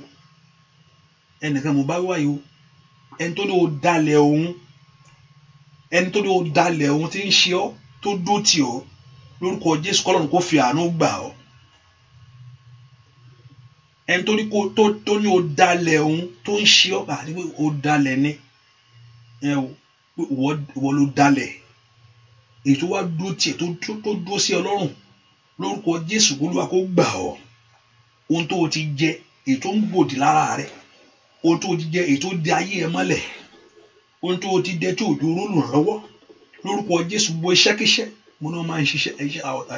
It's not strange. People iṣẹ́kíṣẹ́ wà. Hallelujah. Gbà mí Ọlọ́run bá ṣe lójú láti mọ nǹkan míì fúnra rẹ̀ ńgbà míì. Hallelujah. Ọlọ́run bá ṣe lójú láti mọ nǹkan míì. Ìgbọ́n ọ̀tá ní iṣẹ́kíṣẹ́ lọ́wọ́. They have things they can put together to destroy people's life. They know how to put things together to finish life. Ọ̀rọ̀ náà sì sọ lórí ẹ̀. Ó tánú.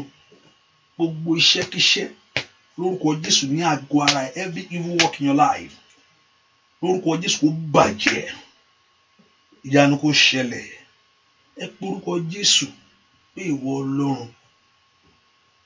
Ìwọ ló mú wọ sínú àdúrà ẹ lónìí. Ohun tí mo bá wá rè, Lord, I'm here. Ohun tí mo bá wá sínú àdúrà yìí rè. Mo fẹ́ kó sọ tó bá sínú àdúrà yìí. Begin to tell the Lord. Tell the Lord what the reason you are here. Ohun tí mo bá wá rè. Ọlọ́run jẹ́ kí má jẹ́ ń lọ lásán. Má jẹ́ ń lọ lásán. Yọ́nú sí mi. Bàbá yọ́nú sí mi. Yọ́nú sí mi. Bàbá yọ́nú sí mi. Jẹ́ kí n lọ ní ìdáláre o. Bàbá yọ́nú sí mi. Ọmọ ló fẹ́ bí kàbọ̀kọ ló wá. Ìwé ìgbélu ló wá o tàbí ní ẹ̀mẹ́ tó kóhùn tó bá wá. Gbà mí ìyá máa dààmú. Jẹ́ kí n lọ ní ìdáláre o. Bàbá yọ́nú sí mi. Yọ́nú sí mi. Bàbá yọ́nú sí mi. Yọ́nú sí mi. Bàbá yọ́nú sí mi. Jẹ́ kí n lọ ní ìdáláre o. Bàbá yọ́nú sí mi. Ó yá bèrè ohun tó fẹ́ lọ́wọ́ Ọlọ́run. Ohun tó bá wà ní kó sọ sẹ́. Ọlọ́run ọmọ mo fẹ́ bí, Ọlọ́run ọkọ mo fẹ́ ní, Ọlọ́run ìwé ìgbélu mo fẹ́, ó wà lọ́wọ́ ẹ, ó ní lọ́wọ́. Ọlọ́run ohun tí mo béèrè ó wà lọ́wọ́ ẹ. O ó náà mọ kìnìún a máa ṣaláìní. Olúwa ohun tí mo ń sọ yìí is in your hand. Lord, this is in your hand. O ní lọ́wọ́ Ọlọ́run, ọmọ tó o ní lọ́wọ́ mo bá wá. Ẹ̀yin ogun ọ̀run jẹ́ ráàánú gbà ìyànda fún mi. Ọlọ́run àwọn èèyàn náà ti dé, bá ń fún wọn. Olúwa fún wọn. Olúwa fún wọn. Let God give to you. Ó yẹ ẹ rí gbà. Ohun tẹ́ ẹ bá wá ẹ rí gbà. Ohun tẹ́ ẹ bá wá láṣálẹ̀ ó yẹ ẹ rí gbà, ẹ rí mú. Lórúkọ Jésù kó Olúwa kó yanjú ọ̀rọ̀ yín. Alágbára kó ṣubú. Ohun tá a bá gbé pamọ́ fún ọ kó Olúwa kó gbé jáde. Ibi tá a bá dè ọ́ mọ́ kó Olúwa kó ń fún ọ ní ìtúsílẹ̀. Ohun tó bá ti jẹnú àgọ́ ara tí ń dààmú ayé rẹ kó pọ̀ ní orúkọ Jésù kó ráàánú. Àwòrán rẹ bí tí ayé gbé sí pé kán máa rí ọ, lórúkọ Jésù kó Olúwa kó gbé jáde. O iṣẹ́ kíṣẹ́ tá a bá ṣe lórí ayé rẹ kó bàjẹ́. Gbogbo èèyàn tí ń bẹ nínú àdúrà ẹ rí agbára Ọlọ́run. Gbogbo èèyàn tí ń bẹ nínú àdúrà ẹ rí ìrànlọ́wọ́ Ọlọ́run. Gbogbo èèyàn tí ń bẹ nínú àdúrà ẹ rí ògo Ọlọ́run. Gbogbo èèyàn tí ń bẹ nínú àdúrà ẹ rí ẹwà Ọlọ́run. Gbogbo èèyàn tí ń bẹ nínú àdúrà ẹ rí ìbùkún Ọlọ́run.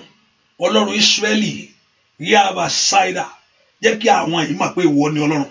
Dìde nínú májẹ̀mú ọ̀rọ̀ rẹ, dìde májẹ̀mú ìtúsílẹ̀ rẹ, dìde májẹ̀mú ọ̀rọ̀ rẹ. Àwọn yẹn gba ìtúsílẹ̀ ní orúkọ Jésù. Ó yẹ bọ́, ó yà yanu kó ṣẹlẹ̀. Kí ọ̀sẹ̀ tó parí kó Olúwa kó bọ́ ọ pàdé ní orúkọ Jésù. Kí oṣù yìí tó tán kó Olúwa kó rí ìrànlọ́wọ́ Ọlọ́run. Kí ọdún yìí tó parí kó Olúwa kó yọjú sí ọ, kó rí ìyanu agbára rẹ̀. Ọ̀rọ̀ rẹ kó ní ìyanjú, kò ní le, kò ní ṣòro. Lórúkọ Jésù kó ní ìyanjú. Ilẹ̀kùn tó kàn lónìí kó ṣí sílẹ̀. Ohun tó béèrè kó rí gbà. Ohun tó wá síwájú Olúwa mo ní kó rí. Aláàánú kó kàn ọ́ ní orúkọ Jésù. Aláàánú kó dìde fún ayé rẹ. Níbi àyè ńlá kó Olúwa kó dìde fún ọ. Ojú ò ní tì ọ́. Ọba tí ń gbórí ẹni sókè kó gbórí rẹ sókè. Kó gbà ọ́ lọ́wọ́ májẹ̀mú ìyà. Kó gbà ọ́ lọ́wọ́ májẹ̀mú àṣetì. Gbogbo májẹ̀mú tí ń tẹ̀lé ayé ẹni kiri. Gbogbo májẹ̀mú ìdílé. Gbogbo májẹ̀mú ìran. Ní orúkọ Jésù. Ètí ń fẹ́ mu wọ májẹ̀mú ẹ̀jẹ̀. Ètí ń tẹ̀lé ayé ẹni kiri. Ní orúkọ Jésù kó padà. Ó yá kó rí ìrànlọ́wọ́ gbà. Kó ráàánú Ọlọ́run. Ní orúkọ Jésù. Orun rẹ kó dorun dúdùn. Ọwọ́ rẹ kó gbàrí láyé. Ojú ò ní tì ọ́. Ò ní dẹni yẹ̀yẹ́. Ò ní kú ṣáájú orí rẹ. Ó rírì rẹ o. Ó jẹ́nu ẹ̀. Ó jẹ́ kalẹ̀. Ó gbádùn rẹ̀. Ní orúkọ Jésù. Ìdààmú rẹ dópin lónìí. Báwo lèèyàn ṣe mọ̀ pé àdúrà gbà? Ìkíní kéèyàn ní ìgbàgbọ́. Ìkejì kó farahàn. Lórúkọ Jésù kó farahàn fún ọ. Bẹ́ẹ̀ ni ó sì rí láì lórúkọ Jésù Kristi Olúwa àti Olùgbàlà wa. Àmín, àmín, àmín lórúkọ Jésù. Olúwa kó fa àyè gbà lórílẹ̀-èdè yẹn o. Mo ní kó Olúwa kó fi àyè gbà ọ nílé ọkọ yẹn o. Mo ní kó Olúwa kó fa àyè gbà ọ lórílẹ̀-èdè yẹn o. Mo ní kó Olúwa kó fa àyè gbà ọ nílé ọkọ yẹn o. Mo ní kó Olúwa kó fa àyè gbà ọ lẹ́nu iṣẹ́ yẹn o. Mo ní kó Olúwa kó fa àyè gbà níbi tó wà yẹn o. Ibi tó ti fẹ́ ní àyè láyé. Mo ní kó Olúwa kó fa àyè gbà ọ. Bẹ́ẹ̀ ni ó sì rí láì lórúkọ Jésù Kristi Olúwa wa. Àmín, àmín lórúkọ Jésù. Hallelujah. Praise the Lord. Please, on that picture, please, you have thank God for cell phone, and I bless the name of the Lord for my phone too, and I bless the person. Hallelujah. So thank God for the phone. You don't have to look for picture around, and if you don't have a picture, if you can have a mirror that you can see yourself. I don't say you should bring mirror. I don't say you should send your picture to me. I don't need your picture. Me need a picture of you. Hallelujah. Mo fẹ́ kó fi gbàdúrà ni. Mo fẹ́ kó wo rẹ kó sì gbàdúrà. Hallelujah. So lágbà Ọlọ́run, there's no wasting time. If possible, if I come back tomorrow to that night, I promise you. Hallelujah. So when I set a date for it. Let's say I just and for those in the English section, and I pray with them. And I ignore it several times.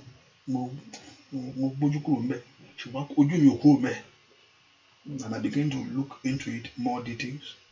Gbogbo àwòrán yẹn mo fẹ́ kó wo rẹ lójú báyìí ìwọ ara ẹni kó wo rẹ kó dẹ̀ sí sọ àrò àṣẹ sí ara ẹ káwá wo tọ́lọ́run yóò ṣe mo fẹ́ kó wo rẹ tó bá lè rí mírọ̀ kó wo rẹ báyìí kó dẹ̀ bẹ̀ sí àwọn ibi tá bá fi ẹ́ sí ìdè yẹn á já wà á dẹ̀ bọ́ agbára tó ní kán máa rí ẹ ẹlòmíì lè wà wájú àwọn èèyàn wọ̀n ní rí iwájú àwọn èèyàn ló wà ó ṣùgbọ́n wọn rí o mo rò pé orí mi ni náà mi rí ẹ wọn rí o mo ti wà ń bí tipẹ́tipẹ́ náà níbo mi mọ́ pé kán máa rí ẹ láti fún ẹ lóhun rere lórúkọ Jésù ogun yẹn á ṣẹ́ kán máa rí ẹ lórílẹ̀‐èdè yẹn ó ń da àmọ́ ibi tó wà báyìí kó ló wá kó wá ẹ jáde ibi tá a bá fi ọ́ sí mo fẹ́ kó wo rẹ̀ nú àwòrán mo fẹ́ kó wo sẹ́fì ẹ yẹn sẹ́fì mo fẹ́ kó wò ó hallelujah kó fi gbàdúrà hallelujah pé èmi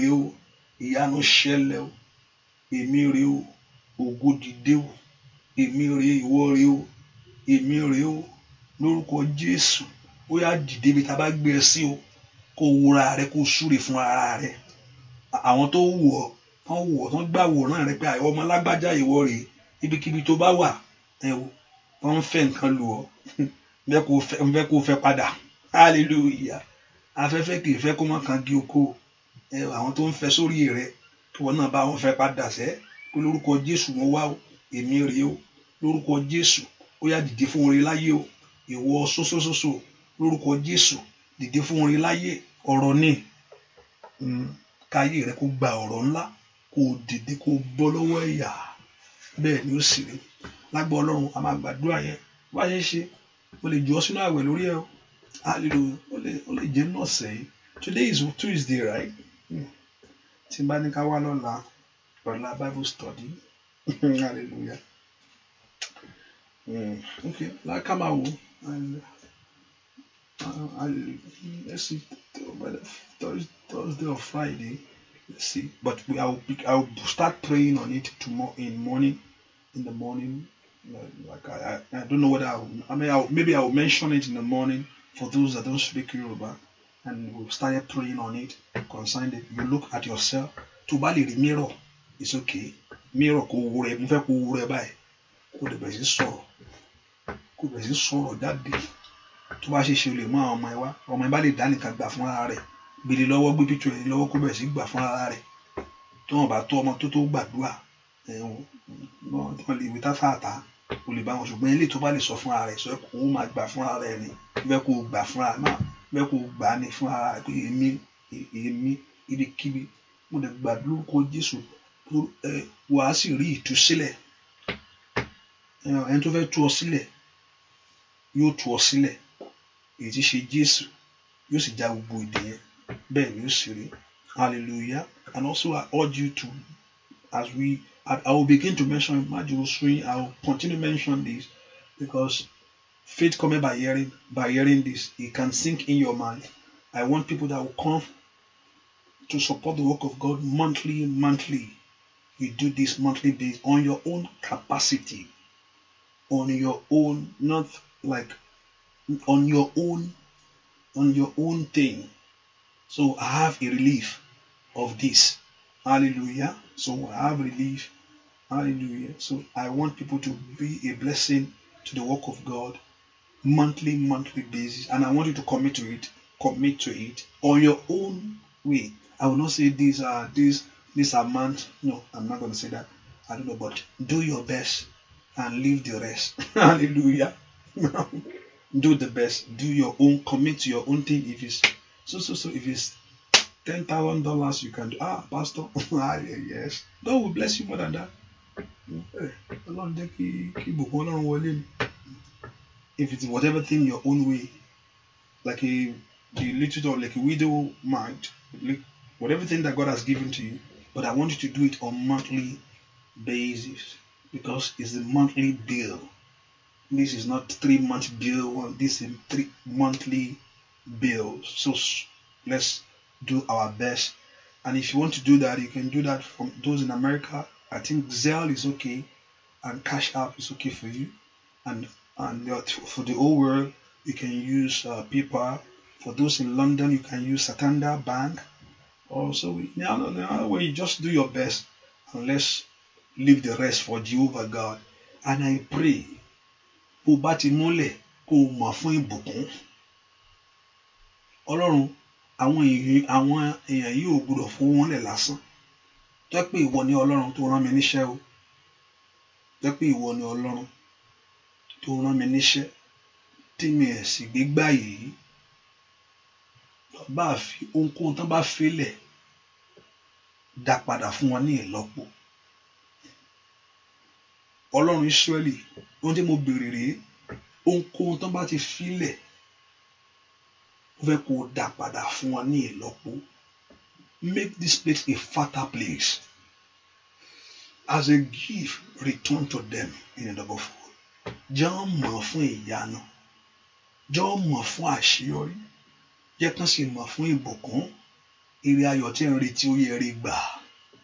Ire ayọ̀ tí ń retí kó wọlé wá. Ire ayọ̀ tí ń retí ó yá kí rí gbà. Ibi tó fẹ́ dé ó yá kọjá bẹ̀. Ibi tó fẹ́ lọ débẹ̀. Ohun tó fẹ́ ni mo ní kó ṣẹlẹ̀ bẹ́ẹ̀. Yẹ̀yẹ́ rẹ kó dópin látòní lọ. Ẹnu ẹ̀gbẹ́ rẹ kó tán. Lórúkọ Jésù Olúwa kó ṣẹ̀gàdógó. Olúwa kó wọ̀ ọ́ láṣọ yìí. Aṣọ ìyẹ́ rẹ Olúwa kó gbé wọ̀ ọ́. Ojú oorun rẹ lónìí lórúkọ Jésù Olúwa kó bọ́ ọ pàdé. Olúwa kó bọ́ ọ sọ̀rọ̀. Olúwa kó sọ̀rọ̀ àṣẹ sórí ayé rẹ. Lọ ṣe rere o. Lọ rí oore gbà. Ká pè ọ́ fún rere. Ìwé yẹn kó bọ́ sí. Ò ní dààmú mọ́. Ò ní jìyà mọ́. Ohunkóhun tó bá ti jẹ tó ń ṣe ìlòdì náà àgọ́ ara rẹ. Olúwa kó pọ̀ jáde. Bóyá kó pọ̀ jáde báyìí. Kó pọ̀ jáde. Bẹ́ẹ̀ ni ó sì rí. Láì lórúkọ Jésù Kristi. Olúwa wa, àmín, àmín, àmín lórúkọ Jésù. Thank you for coming. God bless you. And make sure you share it to your friends and family. Send it as a text. Send us a message. And the Lord Jehovah God will bless you. And I said, by God's grace, I'm going to open the line. Let's see that I will just do call in. I agree with you. Prayer of agreement. And also I told us we're going to fast too. And even 2 days, let's do that. And seek the face of God for something great. Hallelujah. God bless you. Orí ọ̀fẹ́ Jésù Kristi lọ́wọ́ àìfẹ́ mọ́tí Ọlọ́run kó lọ́wọ́ kó yọ mẹ́sùn kó rí ìyanu láì lórúkọ Jésù Kristi Olúwa wa. Àmín, àmín, àmín lórúkọ Jésù. God bless you. Bye bye.